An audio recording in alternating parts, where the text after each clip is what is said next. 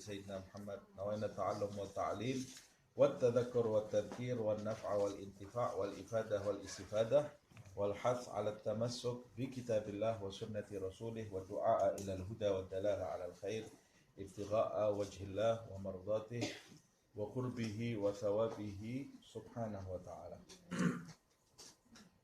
Kita lanjutkan tafsir surat Al-Maidah. Kita sampai di ayat yang ke-64. Allah Subhanahu wa taala berfirman, A'udzubillahi minasyaitonir rajim. Bismillahirrahmanirrahim. Wa qalatil yahudu yadullahi maghlulah.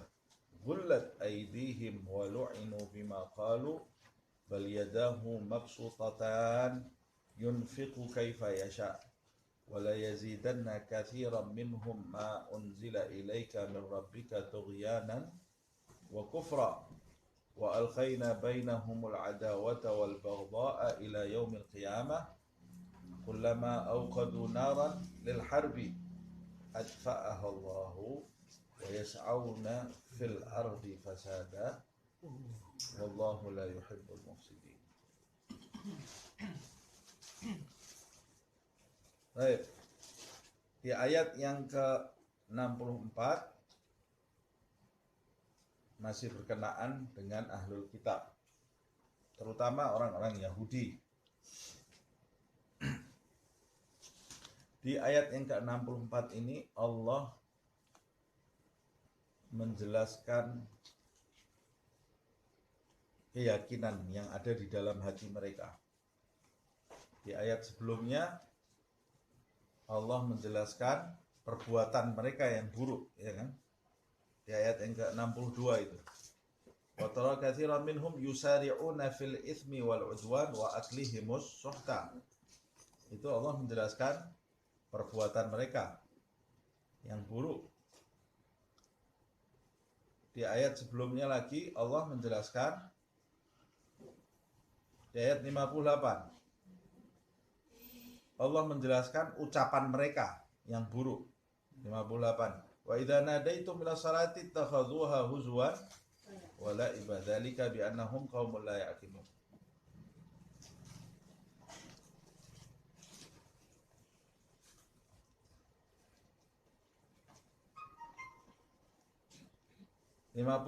Allah menjelaskan ucapan-ucapan mereka yang buruk. Kemudian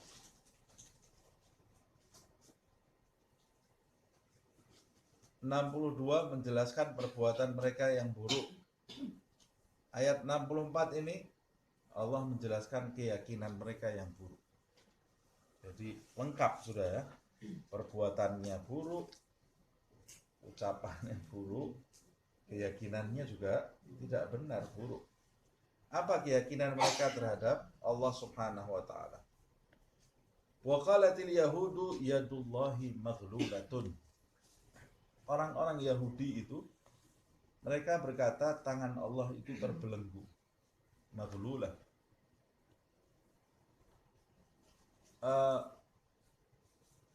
Pertama,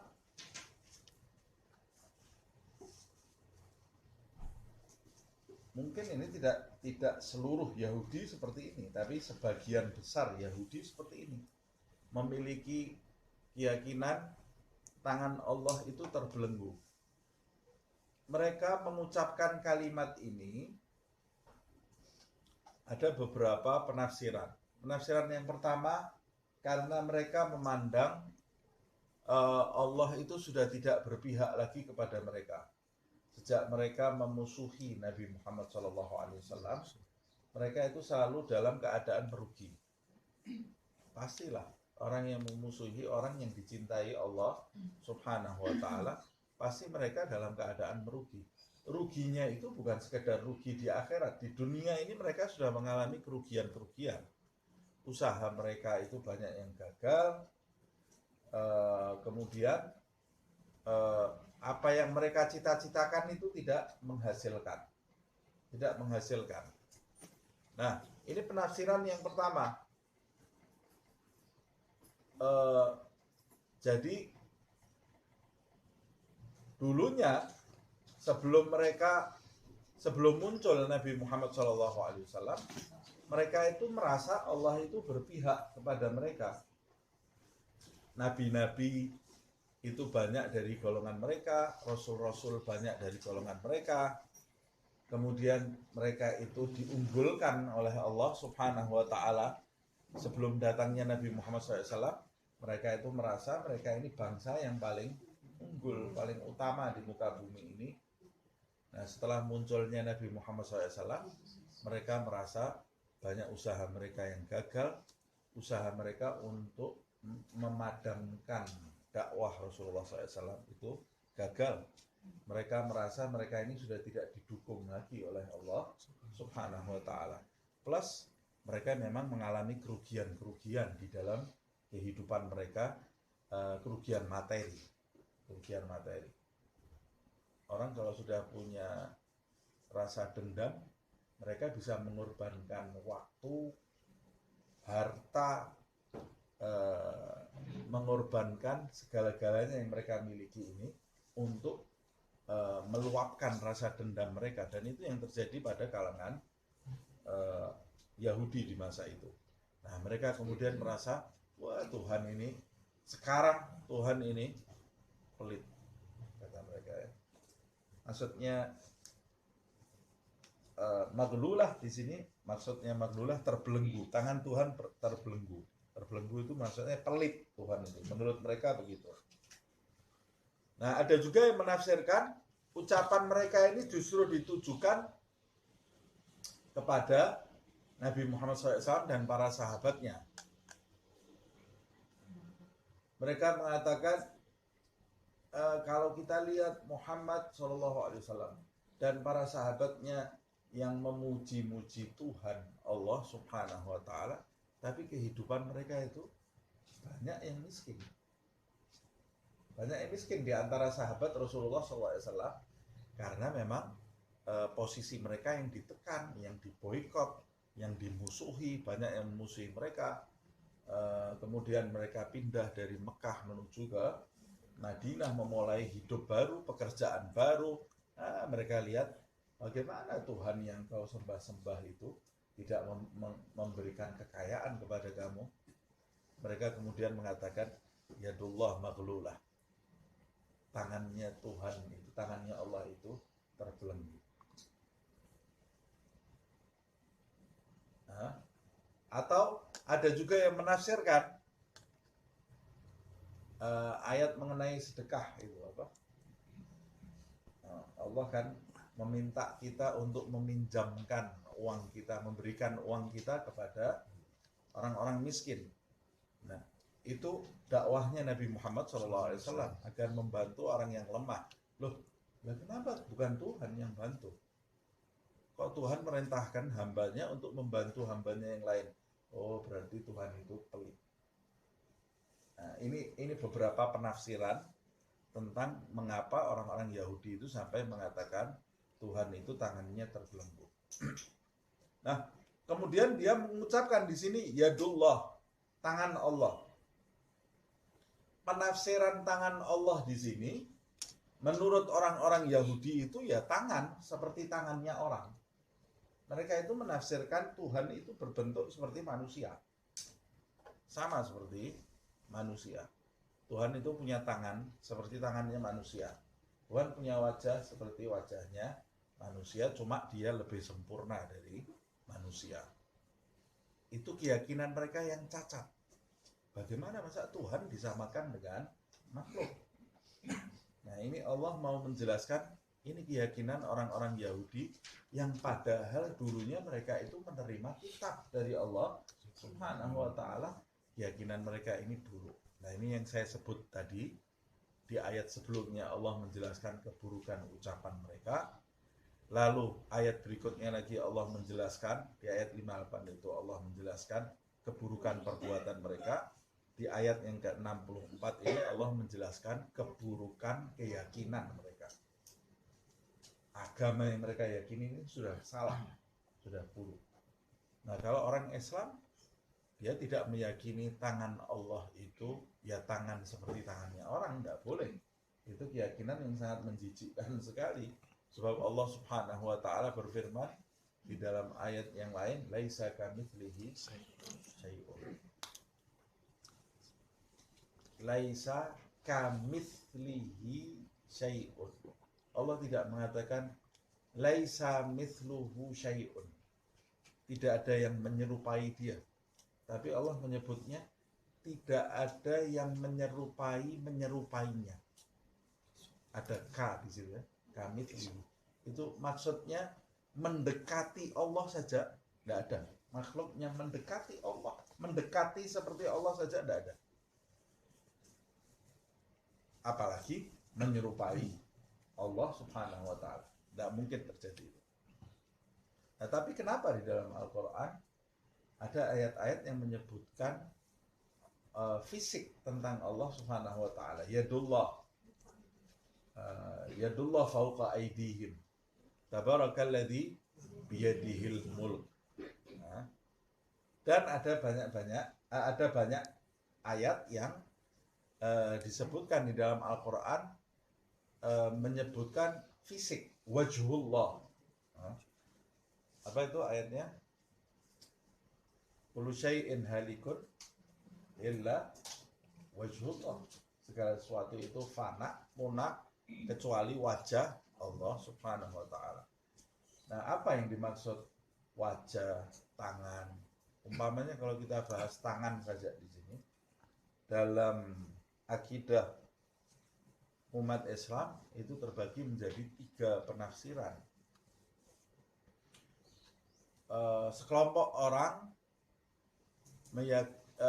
meyakini jika ada ayat-ayat tasbih namanya, ayat tangan Allah, wajah Allah, maka sebaiknya kita tidak menafsirkan apa-apa. Tidak menafsirkan apa-apa. Jadi apa yang harus kita lakukan? Ya sudah, tangan Allah. Ya sudah, ini adalah sesuatu yang diketahui oleh Allah Subhanahu wa ta'ala. Selesai. Kelompok orang berpendapat seperti itu, ini cari aman ini ya. Jadi tidak usah ditafsirkan. Ya tangan seperti tangan manusia, salah kamu nanti. Atau ditafsirkan dengan nasional, kemungkinan kamu salah. Sudah. Apa yang dimaksud tangan di sini? Allah lah yang lebih mengetahui. Selesai. Ini penafsiran yang pertama. Penafsiran yang kedua, yang dimaksud tangan di sini, Allah memiliki tangan. Tapi tangan Allah laisa kamitslihi syai'. Tidak seperti tangan makhluk. Walaupun ini tetap riskan, berbahaya ya. Karena Allah memiliki tangan, berarti Allah sama dengan makhluk. Makhluk punya tangan juga. Nah, ini riskan. Allah duduk istawa alal arsh. Ya, Allah duduk di atas arsy-nya, singgasananya itu sama seperti duduknya raja. Ini penafsiran yang menjijikkan. Allah fis sama, berarti Allah di langit.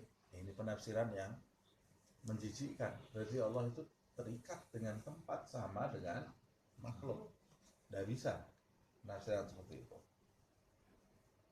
Nah, penafsiran yang ketiga ini penafsiran yang banyak sekali kelompok Ahlus Sunnah wal Jamaah yang condong kepada penafsiran yang ketiga ini, yaitu ayat-ayat yang menyebut tentang tangan Allah, wajah Allah, istawa alal arsh, Allah duduk di singgasana, itu adalah ayat-ayat majazi atau majas. Dalam bahasa Indonesia majas juga ya, majas. Kiasan ya. Kiasan. Jadi umpamanya mengenai yadullah di sini, tangan Allah. Kalau di dalam ayat suci Al-Qur'an ada kalimat tangan Allah. Tangan Allah itu kiasan, bisa berarti rahmat, bisa berarti kedermawanan, bisa berarti kekuasaan, dalam ayat yang lain mungkin berarti kudrah, kemampuan, dan hal-hal yang semacam itu. Jadi harus ditakwilkan karena itu kiasan.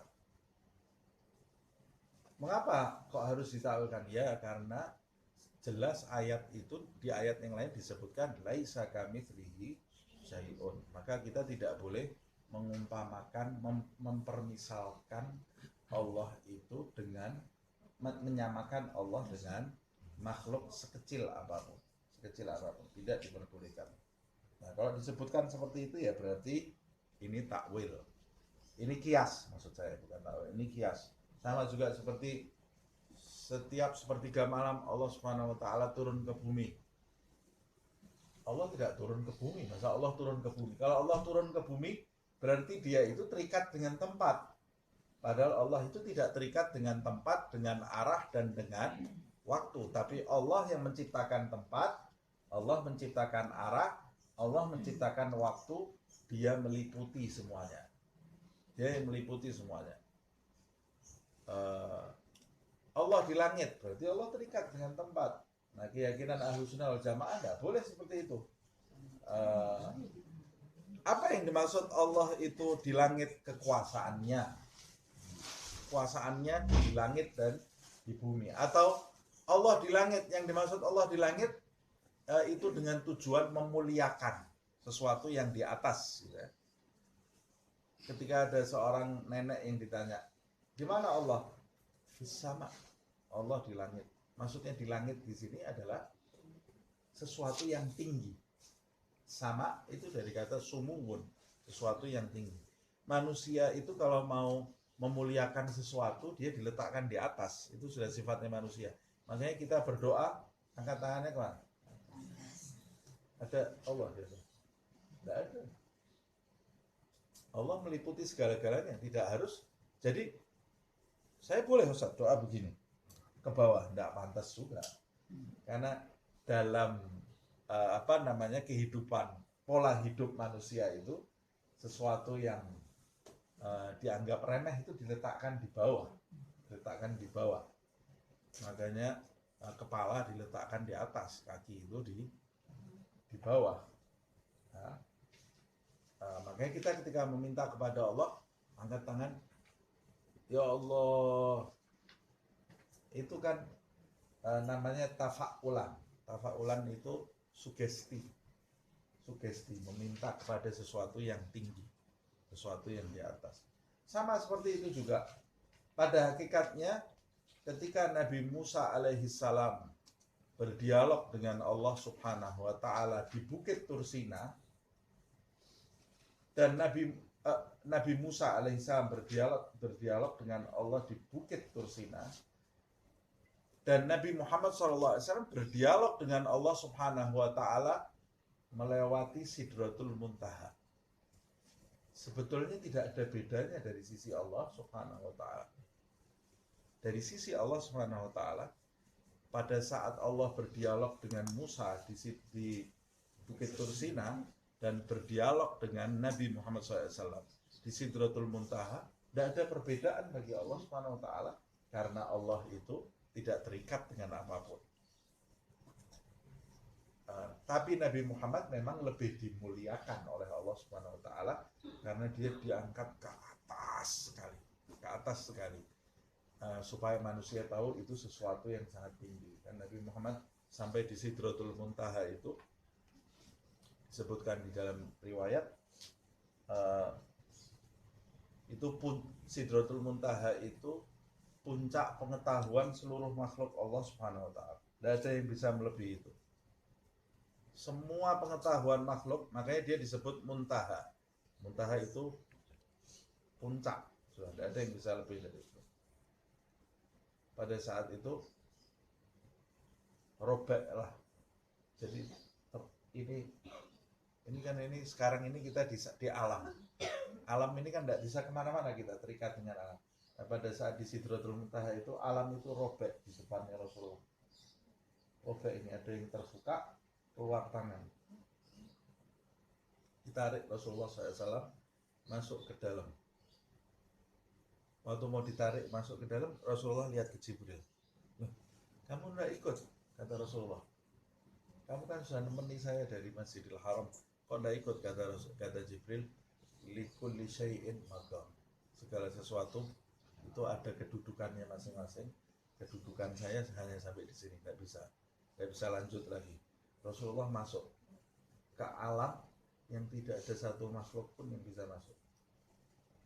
Robek lagi, keluar tangan lagi, ditarik masuk lagi. Dari Sidratul Muntaha itu Nabi masih masuk ke alam lagi, ke alam lagi sampai 70 kali. Tidak ada satu makhluk pun, 70 kali nembus. Itu padahal Sidratul Muntaha itu sudah puncaknya alam. Puncaknya alam bagi makhluk gitu ya. Tapi Nabi nembus lagi sampai 70 kali. Sampai kemudian dia bersimpuh di hadapan Allah Subhanahu wa taala. Yang saya maksud di hadapan ini bukan berhadap-hadapan juga. Karena Allah tidak ada di depan, tidak ada di kanan, tidak ada. Makanya Nabi ketika mengucapkan salam, at-tahiyatul mubarakatus salawatut thayyibatu lillah, tetap orang ketiga yang disebutnya.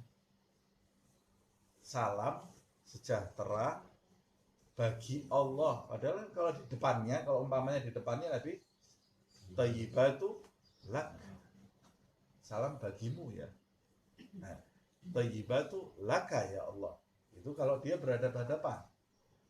Tapi Nabi melihat Allah tapi tidak berhadapan-hadapan dengan Allah Subhanahu wa taala karena Allah tidak terikat dengan apa. Tapi Allah ketika berbicara dengan Nabi Muhammad menggunakan kata ganti kedua, assalamu alaika, karena Nabi Muhammad terikat dengan arah. Allah tidak terikat dengan arah. Kalau kita pikir-pikir terus nanti sekring kita bisa putus. Jadi cukup sampai di sini saja, tidak usah dalam-dalam. Tidak usah dalam-dalam ya. Paling apa? Bukan langit. Ini bukan langit lagi, sudah di atasnya Sidratul Muntaha. 70 hijab ditembus. Langit 7 itu semuanya masih kecil. Masih di bawah sekali gitu kan. Nah, kita langit pertama aja ada nembus-nembus ya. Sampai awan ya. Kata Rasulullah waktu Mi'raj itu, aku tembus langit pertama. Langit pertama itu besarnya 2 kali lipat langit di bawahnya langit ini. Ini kita ini di bawahnya langit pertama. Saya masuk langit kedua ini 2 kali lipat langit pertama. Masuk ke langit ketiga 2 kali lipat langit kedua. Begitu seterusnya. Saya lihat kursinya Allah, 7 langit itu seperti 1 butir beras di nampan. 7 langit itu dibandingkan kursinya Allah. Saya lihat arsy-nya Allah, kursi itu dibanding arsy-nya Allah seperti 1 butir beras di nampan. Besarnya seperti apa alamnya Allah Subhanahu wa ta'ala. Surga itu besarnya luar biasa, neraka itu besarnya luar biasa. Alamnya Allah Subhanahu wa ta'ala. Ada orang ngiseng saya, mau apa sih Allah ciptakan alam kok besarnya segini, orang itu cuma kita. Itu serah Allah lah.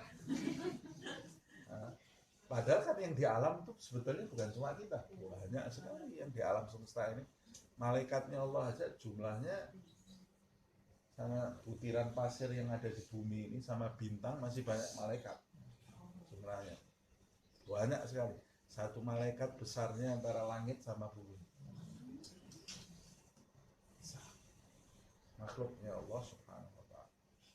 Nah, kita ini yang sombongnya luar biasa. Ini saya tadi membahas masalah tangan ini kan.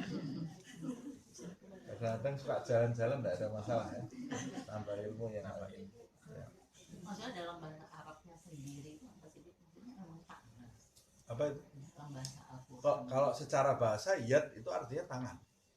Yadun. Tapi kita tidak boleh membahasakan tangan Allah itu tangan seperti tangan kita. Itu akidah yang sesat. Nah, jelas pertentangan. Kiasan. Itu kiasan.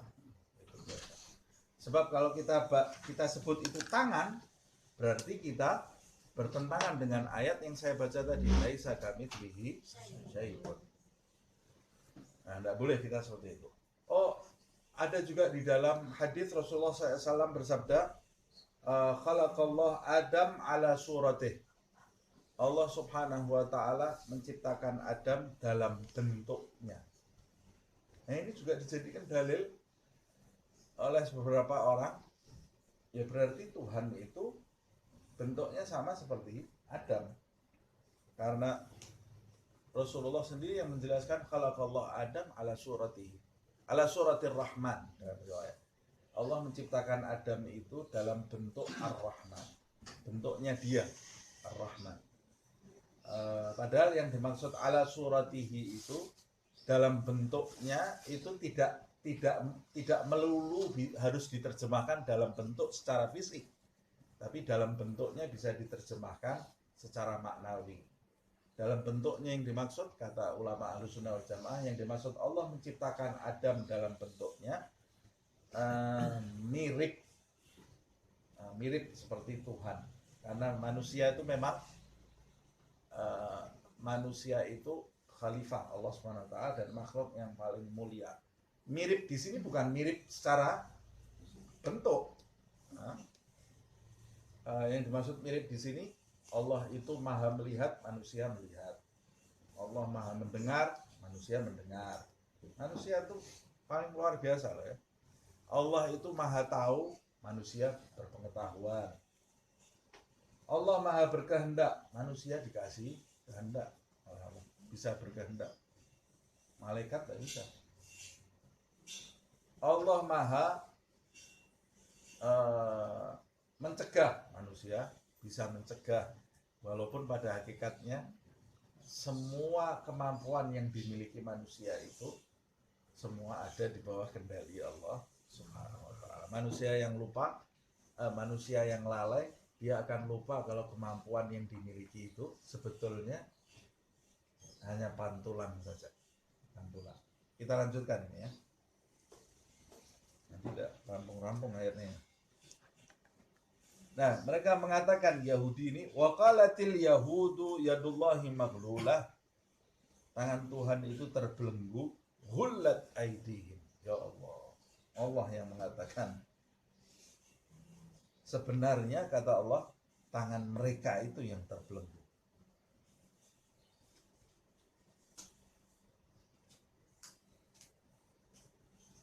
Ada yang menafsirkan ghullat aidihim itu ucapan Allah Subhanahu wa ta'ala yang mengatakan mereka itu yang terbelenggu.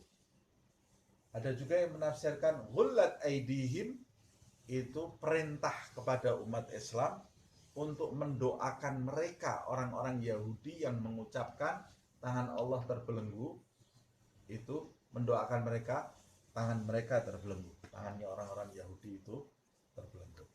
Ada juga yang menafsirkan seperti itu. Tapi penafsiran yang paling banyak itu mengatakan ghullat aidihim, Allah yang mengatakan. Mereka mengatakan Tuhan itu terbelenggu, kata Tuhan. Lah mereka itu yang terbelenggu tangannya.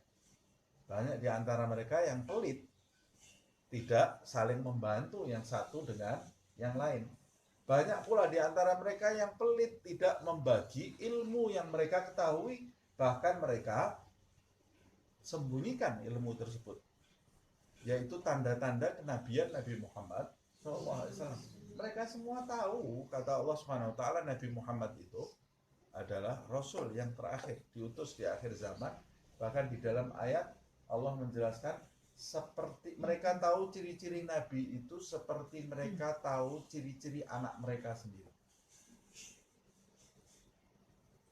Jadi, tapi mereka menyembunyikan informasi tersebut. Mereka itu yang pelit, kata Allah SWT.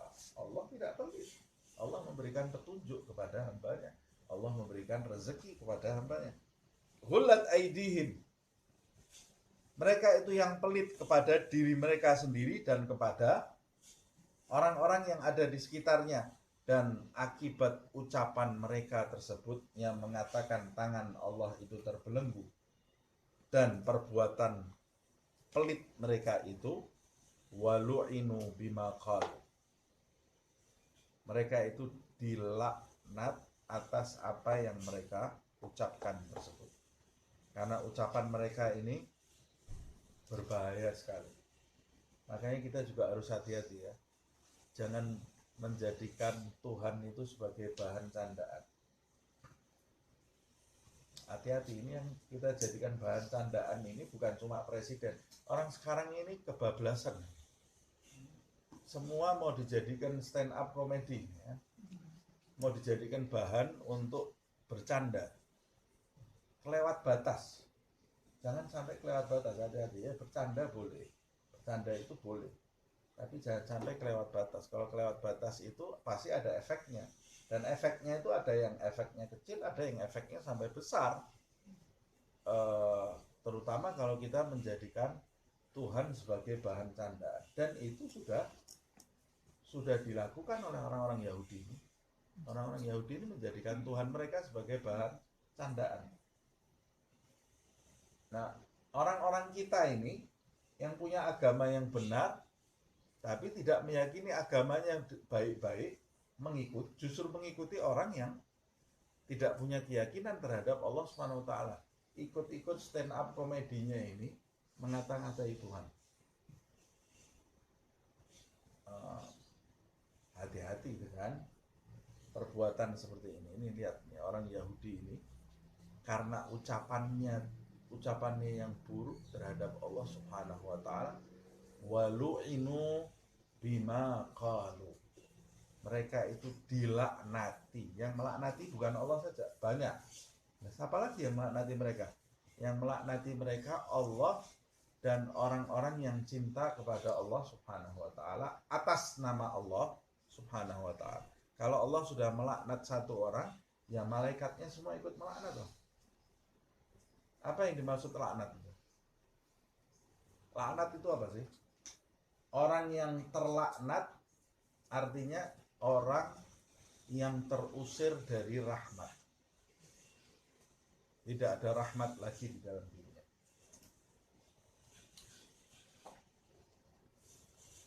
Kalau dia terusir dari rahmat, bagaimana dia akan selamat? Tidak mungkin bisa selamat ya. Dan orang yang terlaknat ini orang yang ya memang hanya orang-orang yang kelewat batas, keterlaluan dia. Kalau ada seorang anak sampai dibenci oleh ibunya, padahal ibu itu yang mengandung anak itu 9 bulan. Ibu itu yang ikatannya sangat dekat dengan anak itu pasti ibu. Karena anak ini diciptakan di perutnya kok. Dan ibu itu sampai lahan penciptaannya disebut oleh Allah Subhanahu wa taala dalam bahasa Indonesia rahim. Rahim itu kata serapan dari rahim. Rahim itu ibu itu tempat kasih sayang. Ada tempat kasih sayang, kok ini ada anak dibenci dengan orang yang seharusnya paling sayang dengan dia di dunia ini. Kok ini anak bisa dibenci? Berarti ini keterlaluan. Keterlaluan bisa sampai dibenci oleh orang yang seharusnya sayang sekali dengan dia. Ada orang tidak dapat rahmatnya Nabi Muhammad SAW. Itu berarti sudah keterlaluan itu orang. Nabi Muhammad itu diutus rahmatan lil alamin, kok dia bisa tidak dapat rahmatnya Nabi Muhammad SAW. Ada orang yang paling celaka, orang yang dibunuh oleh Nabi Muhammad SAW. Itu aja bunuhnya tidak secara langsung kan, karena dia mencaci maki Allah Subhanahu wa taala. Nabi Nawil nih ada tombak, sini tombak itu dilempar oleh sahabat, dipegang oleh Nabi, dilemparkan ke orang itu aja Nabi tidak membunuh secara langsung. Di dalam riwayat tombak itu cuma menggores lehernya sedikit, jadi kayak kegores saja, tidak langsung terbunuh. Tergores dia menggelepar selama 3 hari, kesakitan sama, padahal cuma ada goresan aja. tersiksa dia selama 3 hari, kemudian mati dalam keadaan kafir. Kata ulama, itu adalah orang yang paling celaka di dunia. Nabi Muhammad itu diutus rahmatan lil alamin, kok dia sampai dibunuh oleh Nabi? Walaupun tidak secara langsung. Nabi tidak pernah membunuh secara langsung. Jadi kalau perang, Nabi itu cuma bertahan saja. Tidak pernah bunuh Nabi Muhammad. Sahabat yang bunuh. Nabi Muhammad tidak pernah bunuh. Kok bisa Ustaz? Tidak usah dipikir. Kenapa Nabi tidak pernah? Karena dia rahmatan lil alamin, ini tidak mungkin bunuh orang, gitu ya. Nabi Muhammad. Kalau perang sudah semakin sengit, sahabat itu terpojok, mereka semua berlindung di belakang punggungnya Rasulullah SAW.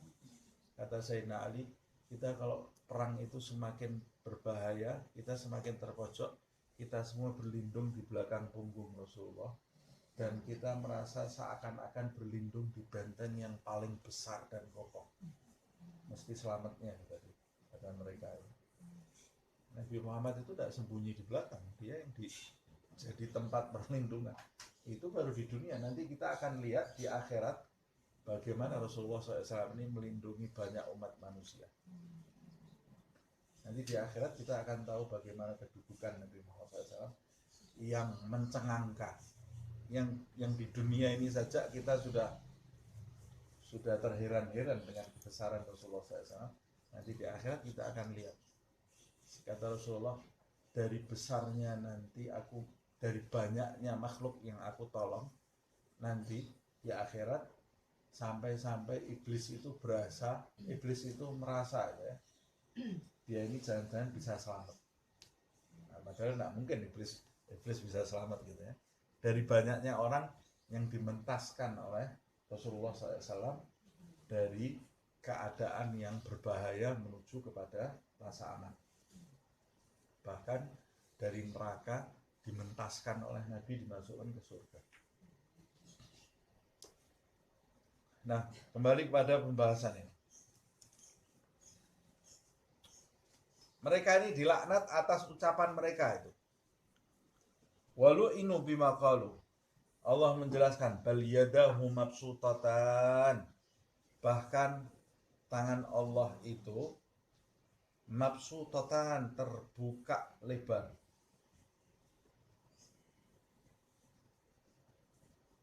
Yunfiku kaifa yasha. Dia Allah Subhanahu wa ta'ala memberi rezeki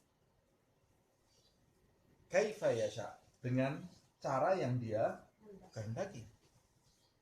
Tidak ada satu makhluk pun di muka bumi ini yang bisa hidup kecuali karena rezeki dari Allah Subhanahu wa ta'ala.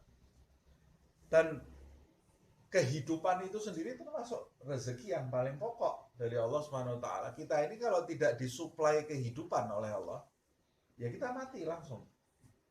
Oleh ulama diumpamakan kehidupan kita ini, kita bisa hidup di bumi ini, kehidupan yang kita cicipi ini diumpamakan oleh ulama seperti minyak. Makanya ada istilah minyak kehidupan. Kehidupan itu seperti minyak. Minyak di dalam lentera itu, minyaknya di bawah, api itu akan nyala terus selagi minyak itu ada. Kalau minyaknya kita suplai, sudah mau habis, kita tuang lagi minyak, apinya akan nyala terus. Nah, tapi begitu minyaknya habis hidupnya. Nah, sama seperti itu. Kita ini hidup ini karena oleh Allah Subhanahu wa ta'ala disuplai terus, dikasih hidup terus oleh Allah Subhanahu wa ta'ala. Kalau waktu hidup kita di dunia ini sudah habis, maka minyak kehidupan di dunia ini diberhentikan oleh Allah Subhanahu wa ta'ala. Sudah habis, pindah kamu, hidup kamu sekarang pindah tempat. Jadi di alam barzah. Waktunya di alam barzah habis, dipindahkan lagi oleh Allah di alam kebangkitan, di mahsyar. Nah, setelah itu menuju surga atau neraka. Sebelum kita di dunia ini, kita hidup di sulbi dan rahim seorang manusia. Berpindah-pindah dari zamannya Adam sampai di zaman akhir ini. Jadi sebetulnya kan kita ini sudah hidup semuanya. Kalau dari segi diciptakannya, kita semua ini umurnya sama. Manusia itu semua umurnya sama, tidak ada yang beda. Karena manusia itu sebetulnya cikal bakalnya diciptakan oleh Allah serentak. Manusia yang pertama Adam, setelah itu Hawa. Setelah itu manusia itu diciptakan oleh Allah serentak, diletakkan di dalam sulbinya Adam. Jadi kita ini semua sebetulnya sama umurnya. Umurnya sama, asalnya sama. Kok perang malahan ya?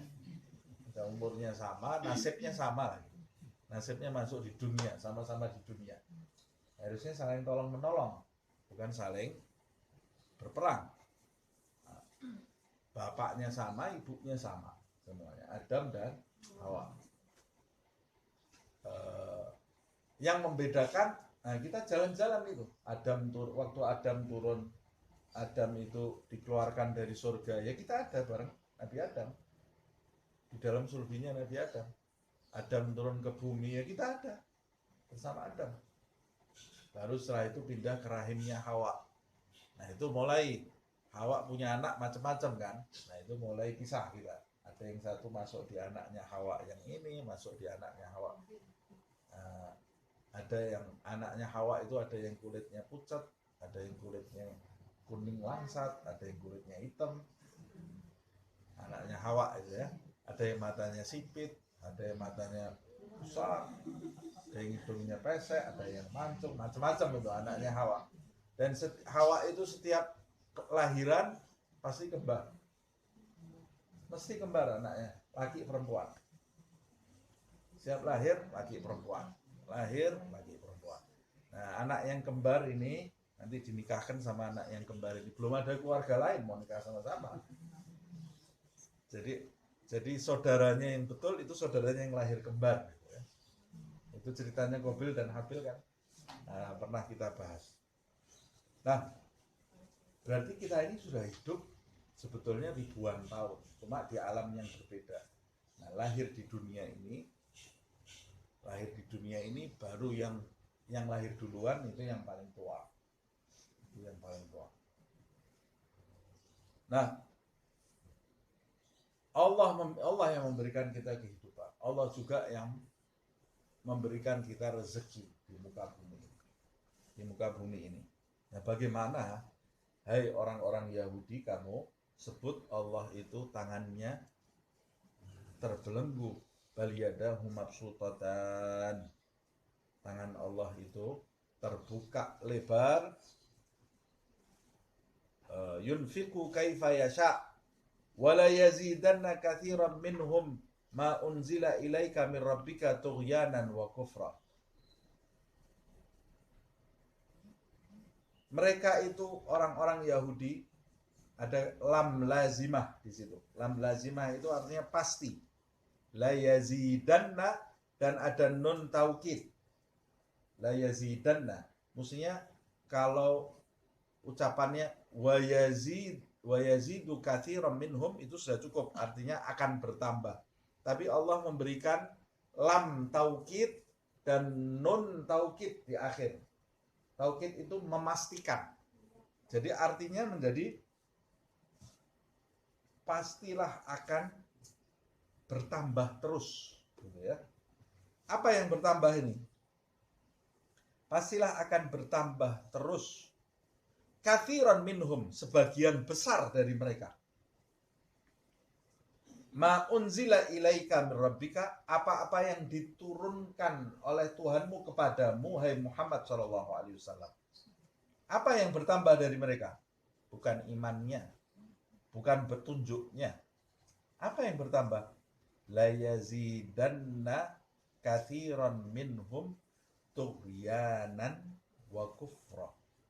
Bertambah pembangkangan mereka dan kekafiran mereka. Tambah aku turunkan petunjuk kepadamu, hai Muhammad, tambah kafir mereka. Tambah membangkang. Jadi ini Allah mau menjelaskan pintu hidayah itu tertutup bagi mereka. Tapi Allah tidak mengatakan semuanya, ya. Allah mengatakan katsiran minhum. sebagian besar orang Yahudi, sebagian besar. Kalau sebagian besar berarti ada segelintir orang yang dapat petunjuk.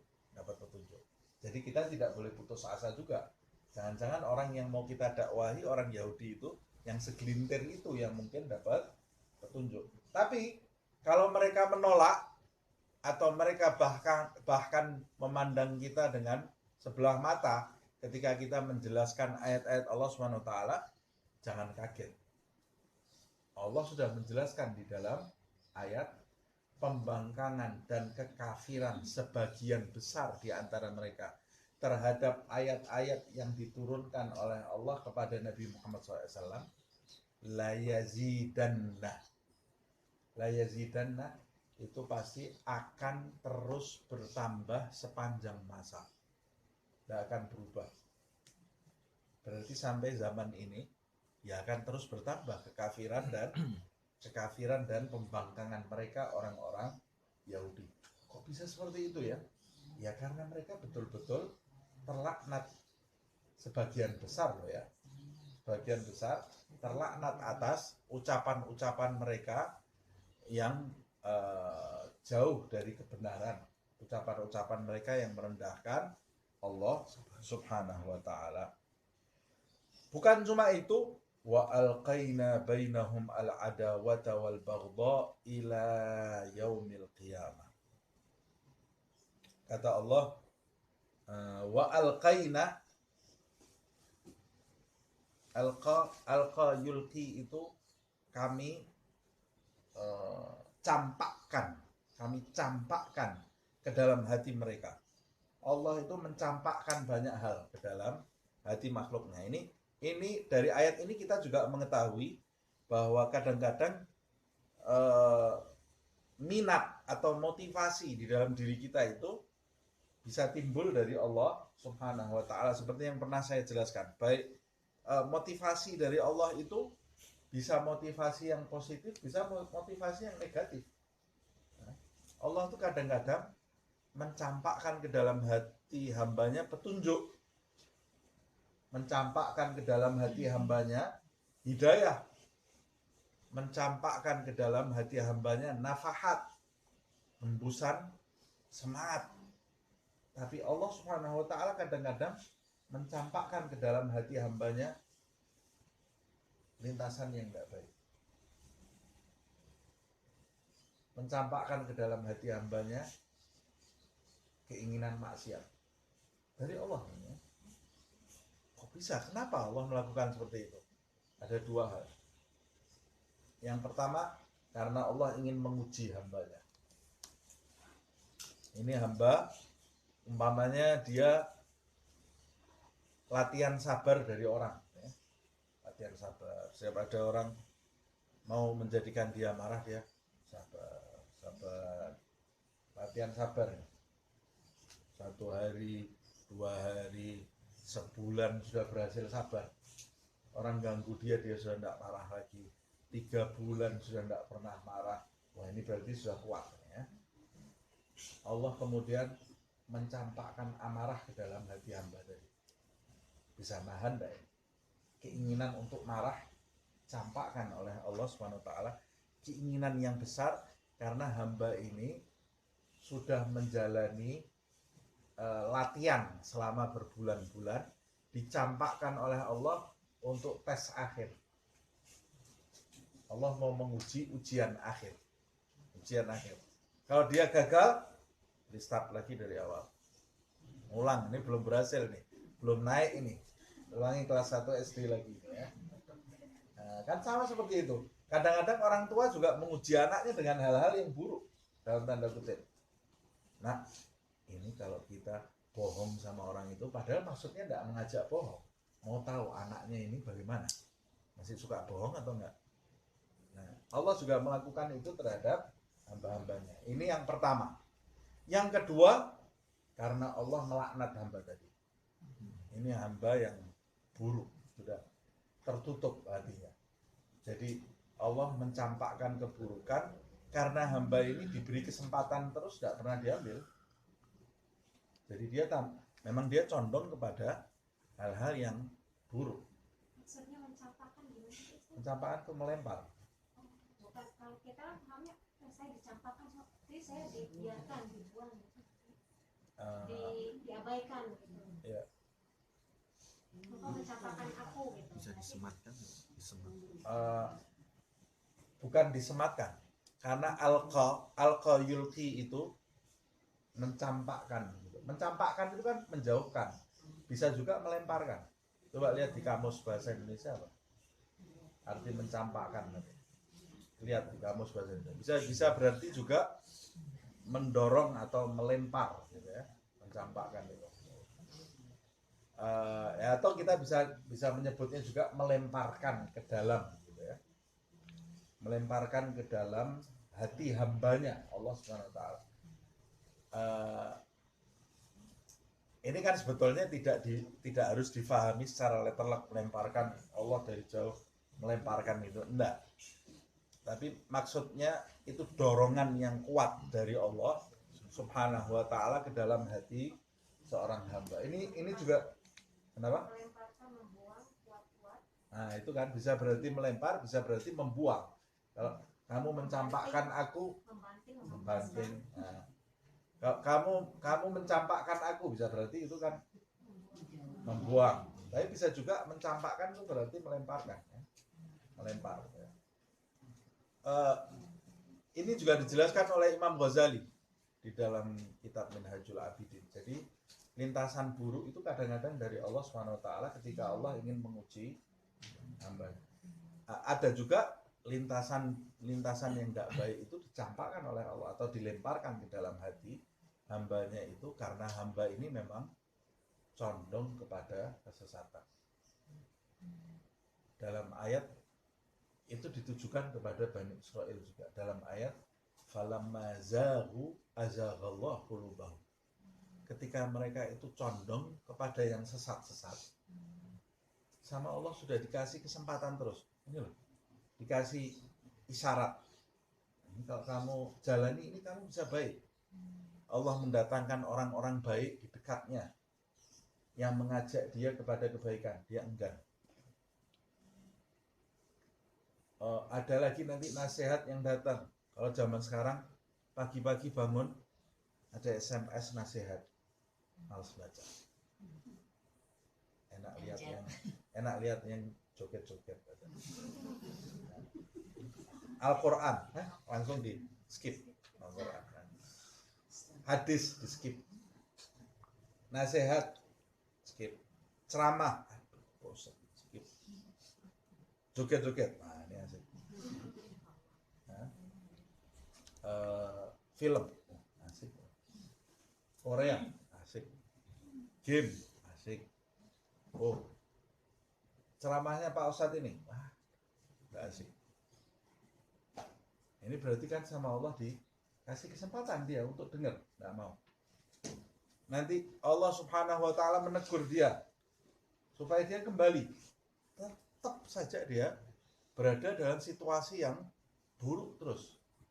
Berarti dia ini memang condongnya ke arah yang nggak baik. Dia nggak punya keinginan untuk menjadi baik. Dia menikmati kesesatannya. Kata Allah, falamma zaghu, ketika mereka itu selalu condong kepada kesedihan. Kita lihat itu Bani Israel itu ada berapa ribu nabi yang diturunkan ke Bani Israel. Tapi mereka kembali lagi kepada kesesatan terus. Falamma zaghu azaghallahu qulubahum, maka Allah membiarkan hatinya itu terlunta-lunta dalam kesesatannya. Makanya khatamallah ala qulubihim. Allah menutup hati dia karena dia ini ketika diberi kesempatan terus kembali kepada hal-hal yang buruk. Na'udzubillah. Makanya maksiat itu kalau selalu dilakukan terus, yusirru alal maksiyah, itu istilahnya. Maksiat itu kalau dilakukan terus menerus, nah ditakutkan akan mengakibatkan hatinya tertutup dari petunjuk.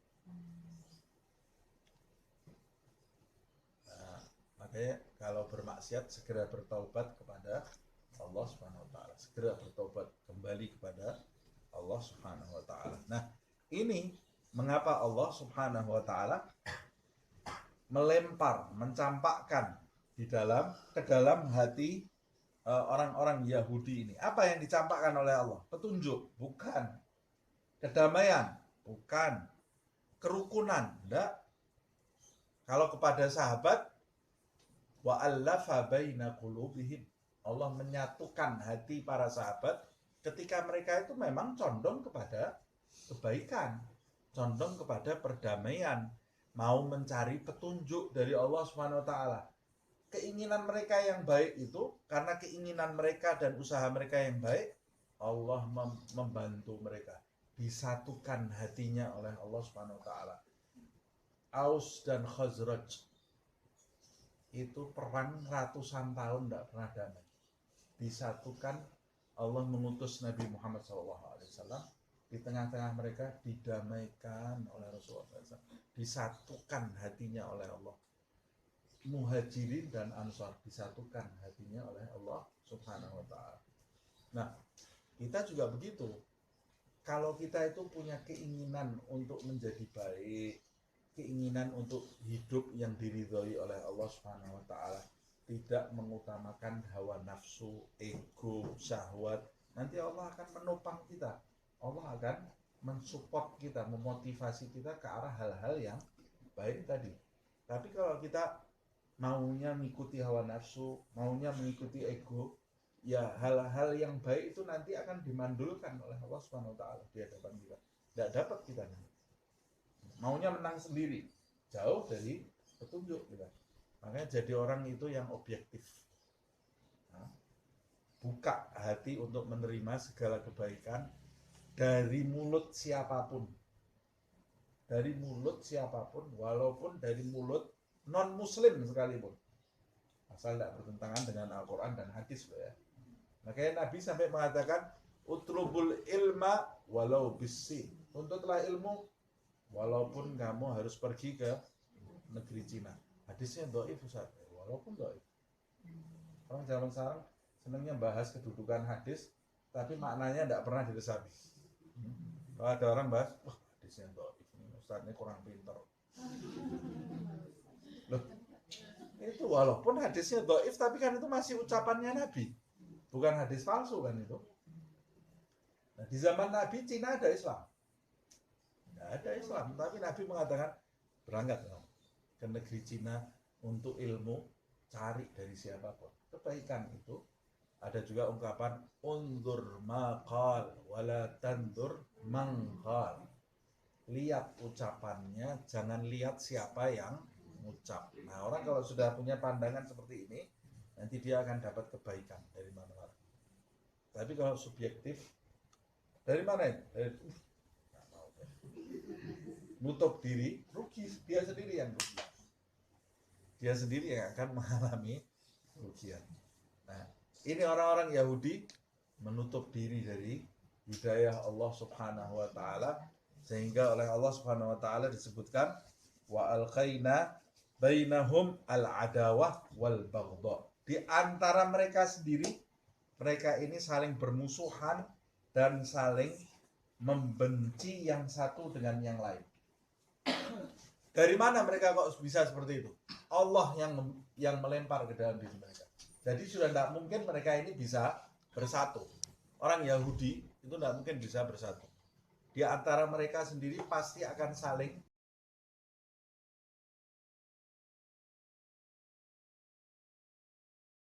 ada 12 kabilah yang dibawa oleh Nabi Musa itu. Di perjalanan itu tengkar terus, perang terus. 12 kabilah itu, makanya di antara hikmahnya sampai ketika mereka kehausan, Allah memerintahkan Musa memukulkan tongkat di batu, memancar 12 mata air. Kok memancar 12 mata air? Kenapa sih? Kok tidak satu mata air saja untuk bareng-bareng? Karena kalau jadi satu mereka perang. Jadi satu kabilah satu mata air. Kalau dijadikan satu, perang mereka. Allah melempar ke dalam hati mereka itu rasa saling bermusuhan antar kabilah sendiri, dan antara mereka dengan orang Nasrani, dan antara mereka dengan orang Islam. Saling bermusuhan. Sampai kapan itu permusuhannya? Bisa didamaikan enggak? Tidak bisa. Kok kamu pesimis sih kok? Tidak bisa didamaikan. Ya Allah yang sudah bilang ila yaumil qiyamah, sampai hari kiamat. Sampai kiamat mereka itu hidupnya bermusuhan dan hidupnya saling membenci yang satu dengan yang lain. Kullama auqadu naran lil harbi adfa'ahallah. Nah, karena mereka ini hidupnya itu saling bermusuhan, saling membenci yang satu yang lain, maka kamu tidak usah khawatir, hai Muhammad SAW. Setiap mereka ini menimbulkan peperangan, merencanakan peperangan, setiap mereka menyalakan api peperangan, maksudnya membuat taktik untuk menyerang kamu, hai Muhammad SAW. Semua usaha mereka itu atfaha Allah. Allah Subhanahu wa taala memadamkan api peperangan itu. Setiap mereka mau membuat onar, dimatikan oleh Allah Subhanahu wa taala. Melalui apa? Ya karena mereka sendiri yang satu sama yang lain tidak akur. Tidak mungkin bisa kuat. Allah Subhanahu wa taala tapi yang menjadikan seperti itu, dimatikan oleh Allah. Makanya di dalam sejarah kerjanya orang-orang Yahudi mau menghambat dakwah Nabi itu sama sekali tidak ada yang berhasil. Dan itu sampai hari kiamat. Sampai hari kiamat tidak akan berhasil. Allah akan memadamkan. Wallahu mutimmu nurihi walau karihal kafirun. Allah itu berkehendak menyempurnakan cahayanya di muka bumi ini walaupun orang kafir itu tidak suka dengan itu. Nah, jadi kita ini tidak usah bingung dengan taktik yang mereka buat. Tapi kita kalau mau bingung dengan diri kita ini. Kita betul-betul melaksanakan agama dengan benar atau tidak. Tidak usah kita bingung. Ini saya dengar ada berita taktiknya si kelompok A, kelompok B mau menjadikan umat Islam seperti ini. Mereka suruh buat taktik. Sebanyak-banyaknya mereka buat taktik. Tidak akan berhasil kalau kita benar-benar menjalankan agama. Yang kita takuti itu harusnya bukan taktik mereka. Yang kita takuti itu harusnya kita ini menjalankan agama dengan benar atau tidak. Kalau kita tidak menjalankan agama dengan benar, mereka tidak usah buat taktik bisa menyiksa kita. Tidak usah dengan taktik. Nah, kalau kita bingung dengan taktik mereka, tapi tidak memperhatikan agama ini benar-benar kita jalankan atau tidak, kita akan kehilangan banyak hal. Jadi daripada bingung dengan kabar-kabar yang tidak jelas, ini ada kelompok mau menjadikan negeri Islam ini menjadi hancur, menjadi kabar-kabar yang tidak jelas semuanya, kabar-kabar yang menjadikan kita pesimis. Sudah, kita tidak usah ribut dengan itu urusannya Allah. Karena Allah pasti akan memadamkan hal itu. Nah, kita sibuknya apa?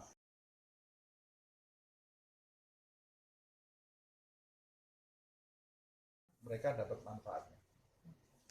Aus dan Khazraj itu, yang menjadikan Aus dan Khazraj itu berperang, ya orang Yahudi.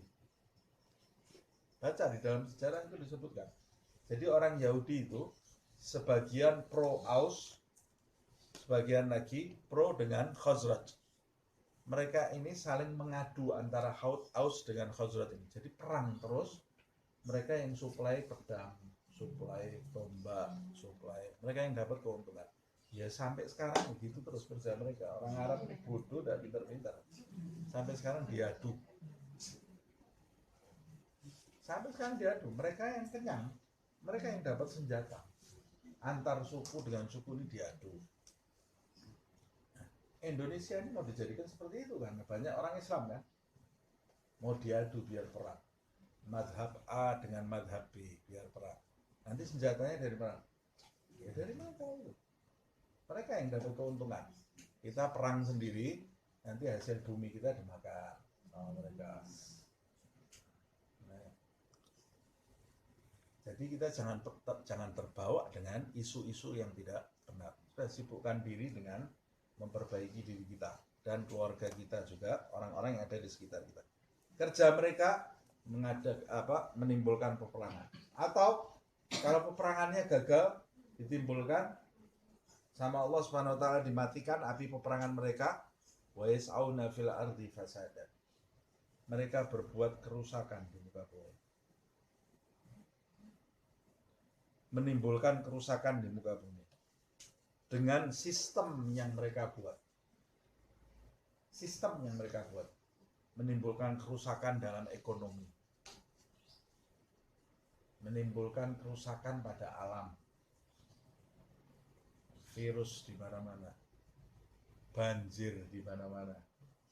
Ini sistem yang buruk ini semuanya kan. Ekonomi yang tambah lama tambah merosot, mata uang yang rusak nilainya. Lama-lama nanti orang jual beli sudah tidak pakai uang lagi loh ya. Dulu pakai emas dan perak, asli emas dan perak. Lama-lama jadi logam biasa sama kertas. Tidak ada nilainya itu kertas itu kan. Cuma disahkan saja. Emasnya ada di rumah kita, tidak ada emasnya. Mereka yang punya. Nanti lama-lama ini sebentar lagi sudah tidak ada uang kertas lagi, tidak ada alat tukar logam, sudah pakai pulsa. Pakai apa itu namanya? QRIS. Iya, QR gitu ya. Barcode sudah. Ini sekarang mulai ini di mana namanya, di mau bayar parkir sudah tidak bisa pakai uang cash. Ya, ilah, pakai tap. Sudah kemana-mana kita bawa tap sekarang. Mau naik kereta bawa tap. Mau kayak ini sudah tidak terima uang cash. Lama-lama kita ini sudah kayak orang gila kita, punya kertas dijaga, punya kartu dijaganya. Transfernya cuma transfer angka aja, tidak ada nilainya itu sebetulnya, bohong semuanya. Kita lihat ini saldo 5 juta tulisan, tidak ada apa-apanya, tidak ada harganya. Mana emasnya tidak ada, peraknya juga tidak ada. Jadi kita kaya karena tulisan, angka aja, tidak ada apa-apanya, tidak ada barang yang kita jual beli alat tukarnya bang. Apa? Cuma nuker angka, selesai. Ini sistem yang rusak loh ya. Ini siapa yang pertama buat ya? Mereka. Ya mereka itu yang pertama buat.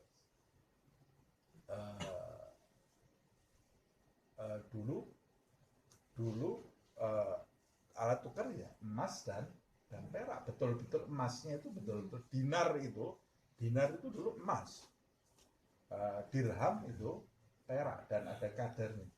Harga kambing di masa Rasulullah sampai detik ini tidak berubah harganya. Menurut kadar emas dan perak tidak berubah karena tidak mengalami inflasi emas dan perak itu.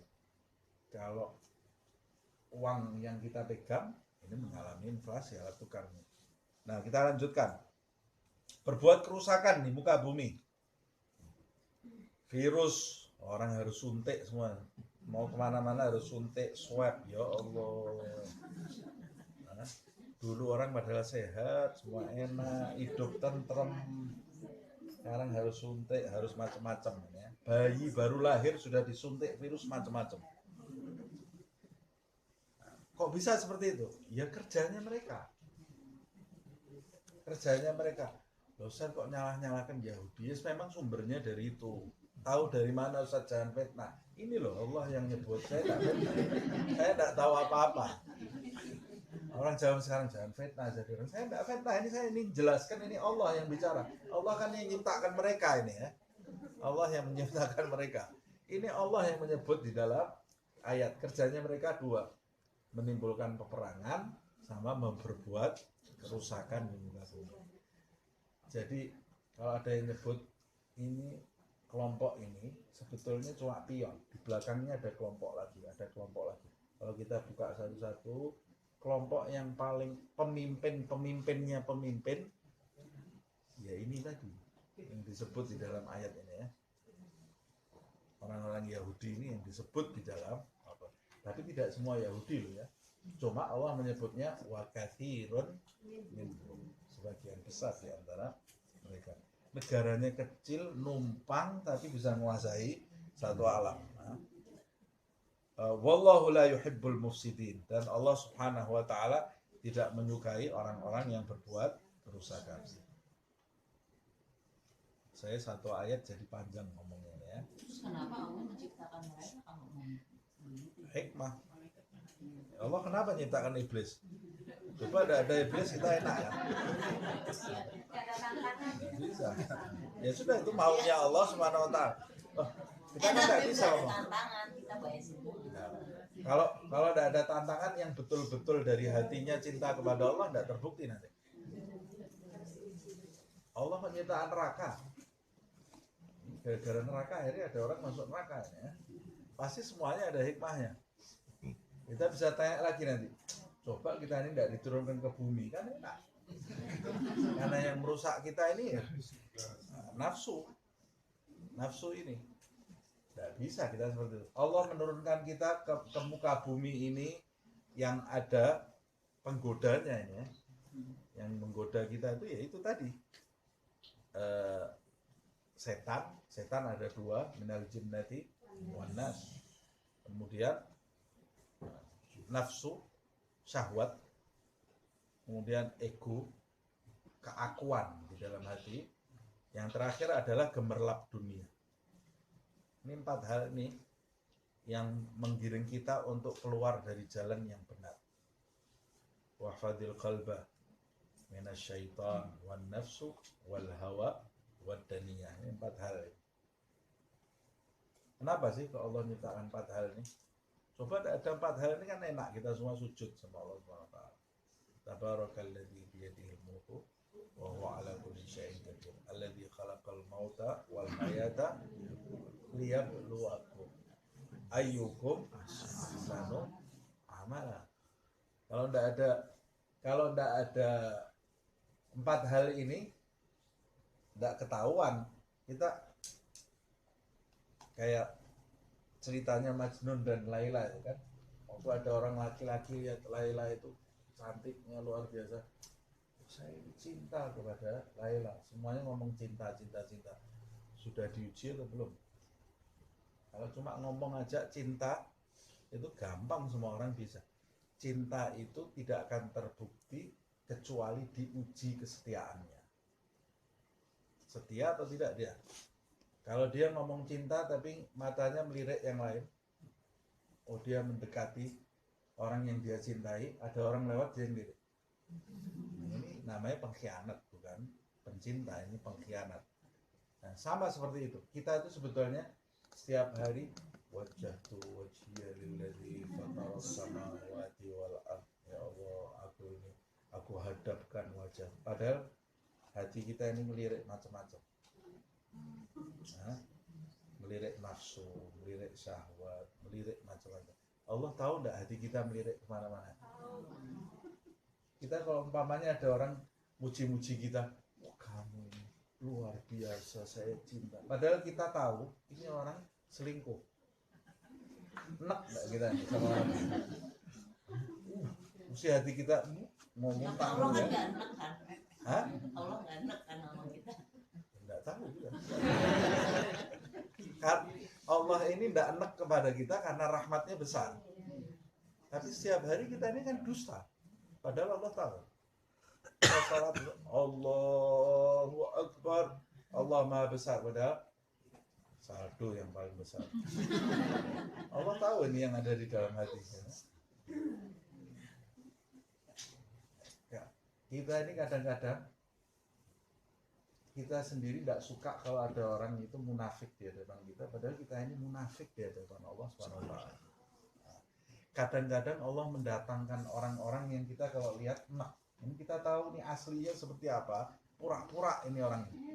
Itu Allah mendatangkan orang-orang seperti itu supaya kita ngaca. Ini loh perilakumu terhadap aku. Makanya al-mu'min mir'atul mu'min. Kata Rasulullah, orang beriman itu cermin orang beriman yang lain. Kalau kita lihat keburukan di dalam diri orang yang beriman, sebetulnya kita harus lihat, ini ada enggak di dalam diri saya? Saya enggak suka ini perilaku orang ini. Ada enggak di saya? Ada enggak? Jangan itu ada di saya. perilaku saya kepada orang juga seperti itu, atau yang lebih parah perilaku saya terhadap Allah Subhanahu wa taala seperti itu. Saya pernah cerita kan, ada satu orang baru dekat dengan Islam gitu ya, baru belajar. Jadi dia temennya paman saya. Dia itu baru sholat setelah usianya sudah tua gitu ya, baru sholat.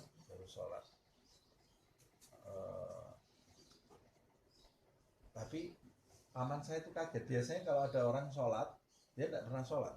Jadi kalau kumpul-kumpul teman-teman itu semua pada sholat, ya sholat, ayo sholat. Ya nanti gampang. Dia tidak pernah sholat. Tiba-tiba kumpul-kumpul bareng itu sholat. Dia.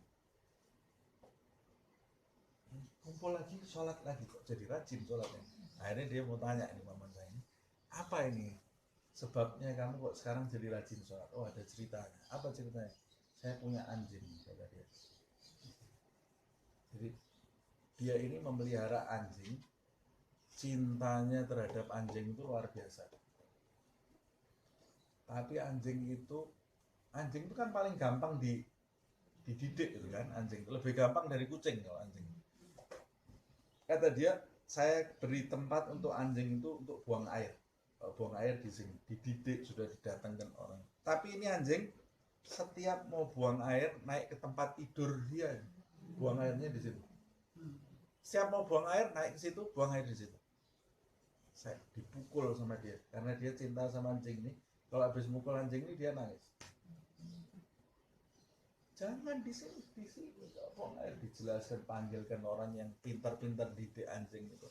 Tapi tetap seperti itu. Setiap mau buang air di atas seperti itu. Lama-lama dia ini, gimana ini mau saya buang, saya cinta sama anjing ini, kata dia. Akhirnya tiba-tiba dia tersentak. Saya sama anjing ini bedanya apa? Saya ini oleh Allah Subhanahu wa taala diberi makan, diberi macam-macam, diberi kekayaan. Tapi saya ini selalu berbuat maksiat, ninggalin sholat, katanya dia. Bedanya apa? Akhirnya dia dapat hidayah karena itu, karena anjing. Sholat ya. Begitu dia sholat, anjingnya buang air di tempatnya. Buang air di tempatnya itu anjingnya. Nah, jadi sebetulnya Allah itu memberikan kepada kita nasihat. Orang itu sebetulnya kalau mau memperhatikan hidupnya yang ada di sekitarnya, dari mulai pagi sampai sekarang, itu banyak petunjuk dari Allah Subhanahu wa taala. Banyak isyarat-isyarat. Tapi yang hanya mengetahui isyarat itu ya hanya orang-orang yang mau memperhatikan. Kalau kita hidupnya sambil lalu saja, ya kita tidak akan kelihatan isyarat itu. Namanya juga isyarat. Kalau isyarat itu tidak semua orang bisa lihat. Padahal ada daun jatuh yang kita lihat itu ada maknanya. Mimpi itu ada maknanya. Kita lihat masih jalan, lihat ada semut, itu ada tanda. Semua itu ada tanda-tanda. Tapi hanya orang yang mengetahui yang bisa lihat. Mencermati ya Ustaz. Ya? Dicermati ya. Dicermati. Ya. Ini lebih baik kita lanjutkan di pertemuan yang akan datang ya. Wallahu a'lam bishawab. Ya Rabbana a'tarafna bi annana iqtarafna wa annana asrafna ala ladha ashrafna fatub alaina tauba taghsil li kulli hawba wastur lana al-awrati wa aminir rawati waghfir li walidina rabbi wa mauludina wal ahli wal ikhwani wa sairil khillani wa kulli dhi mahabba aw jiratin aw suhba wal muslimina ajma' amin rabbi isma' fadlan wa judan manna la bihtisabin minna bil mustafa rasuli nahda bi kulli suli bil mustafa rasuli nahda bi kulli suli بالمصطفى الرسول نهضة كل سلك صلى وسلم ربي عليه عد الحب وآله وصحبه عداد طش الصبح والحمد لله بالمدح والتناهي سبحانك اللهم وبحمدك أشهد أن لا إله إلا أنت أستغفرك وأتوب إليك سبحان ربك رب العزة عما يصفون وسلام على المرسلين والحمد لله رب العالمين والعفو